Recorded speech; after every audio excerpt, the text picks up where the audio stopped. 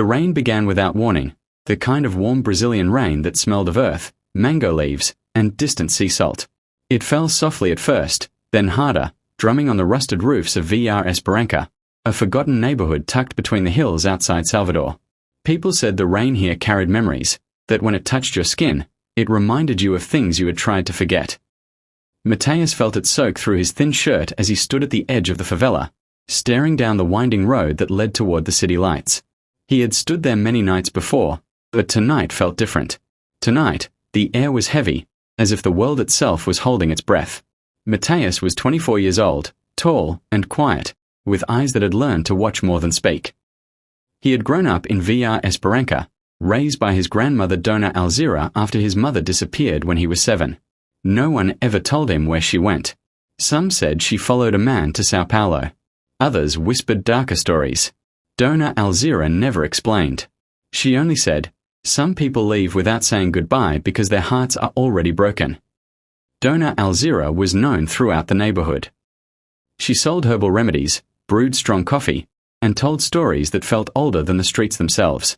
Children gathered around her wooden chair every evening, listening as she spoke about enchanted rivers, stubborn saints, and souls that refused to rest. Mateus had listened too, but unlike the others, he remembered every word. That was why, when Dona Alzira died quietly in her sleep one humid morning, Mateus felt as though the stories had died with her. At her burial, the priest spoke of heaven, neighbors cried softly, and the rain returned, gentle and patient. As they lowered her into the ground, Mateus felt something tighten in his chest, not just grief, but fear. For the first time in his life, he was truly alone. That night, as he sorted through Dona Alzira's belongings, he found something he had never seen before. Hidden beneath folded dresses and old photographs was a small wooden box, carved with strange symbols, waves, birds, and a single eye at the center. Inside lay a faded letter and a silver pendant shaped like a teardrop. The letter was addressed to him. "Mateus, meu filho," it began. "If you are reading this, then I am gone, and the truth can no longer harm me. But it may still hurt you." His hands trembled as he read. The letter spoke of his mother, Rosa Maria, a woman who sang like the ocean and loved too fiercely for her own safety. It told of a promise made long ago, of a debt owed to the river, and of a journey Mateus would one day have to take. "You were never meant to stay in Villa Esperança forever," Dona Alzira wrote. "Your blood carries the call of the waters. When the time comes, go to the Rio São Francisco. There, your life will begin." Mateus read the letter again and again, hoping it would make more sense. It did not, but the pendant felt warm in his hand, as if it recognized him. 3 days later, he packed a small bag and left.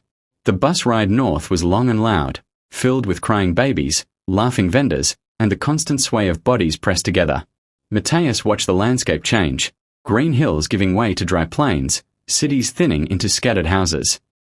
With every mile, the pendant seemed to grow heavier against his chest. When he finally reached the town of Pirapora, the river greeted him like an old friend. The São Francisco was wide and slow, its surface reflecting the sky like a mirror cracked by time. People called it Velo Chico, the old man, and spoke of it with respect, even fear. Mateus found work easily, helping fishermen repair nets and unload boats. At night, he slept in a small room above a bar, lulled by the sound of water and distant laughter. Yet his dreams were restless. He dreamed of his mother standing in the river, calling his name, her voice carried away by the current. One evening, as the sun melted into shades of orange and purple, an old fisherman named Su Joaquim sat beside him on the riverbank. "You carry something heavy," the old man said without looking at him. Mateus frowned. "Everyone carries something." Su Joaquim nodded. "Yes, but not everyone carries the river." Mateus felt a chill. "What do you mean?" The old man finally turned, his eyes sharp despite his age. "That pendant you wear. I have seen it before. Long ago." Mateus's heart pounded. "Where?" "With your mother." The world seemed to tilt. Su Joaquim spoke slowly, choosing each word with care. He told Mateus that Rosa Maria had come to Pirapora years ago, desperate and afraid. She believed the river had chosen her son, that Mateus was meant to protect something sacred. But there were others who wanted that power, who believed the river's gifts could be controlled. She tried to hide you, Sue Joachim said softly. But the river never forgets. That night, Mateus walked alone along the river, his thoughts tangled like fishing nets. The moonlight shimmered on the water, and for the first time, he felt the urge to step in. The moment his feet touched the river, the world went silent. The water was warm, wrapping around him like a living thing. Images flooded his mind, his mother singing, Dona Alzira praying, faces he did not recognize, hands reaching, pulling, pleading. He saw the river during drought and flood, saw bodies carried away, saw lives begin and end in its embrace. When he emerged, gasping, the pendant burned against his skin. Days passed, and strange things began to happen. Fish gathered near him when he walked along the banks. Children claimed they saw light dancing around his shadow. People started whispering. Then the men came.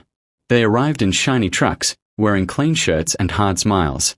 They spoke of development, of dams, and profits. They asked questions about Mateus, about the pendant. When he refused to answer, their smiles vanished. One night, Sue Joachim was beaten. That was when Mateus understood. Running would not save him. Silence would not protect anyone.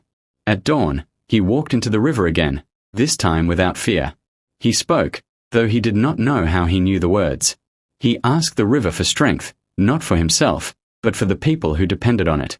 The water rose around him, swirling gently, listening. When the men returned with machines and weapons, the river answered. The São Francisco overflowed its banks, not violently, but with unstoppable force. Machinery sank into mud. Engines failed. The men fled, shouting about curses and madness.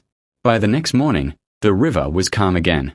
Mateus stood on the bank, exhausted but alive.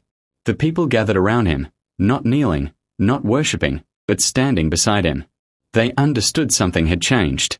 Weeks later, Mateus chose to leave Pirapora. Not because he was afraid, but because his journey was not meant to end there. Before he left, Sue Joachim pressed his hand. "You are not the owner of the river," the old man said. "You are its voice." Mateus nodded. Years passed. Stories spread along the waterways of Brazil. Stories of a quiet man who appeared when rivers were threatened, who listened more than he spoke, who left behind flowing water and grateful hearts. Some called him a guardian. Others said he was just a man. Mateus never corrected them. Sometimes, at night, when the rain fell softly and the world grew quiet, he thought of VR Esperança, of Dona Alzira stories, of a mother's song carried by the current. He knew now that some people are born to wander, not because they are lost, but because the world needs them in many places. And the river flowed on, remembering everything.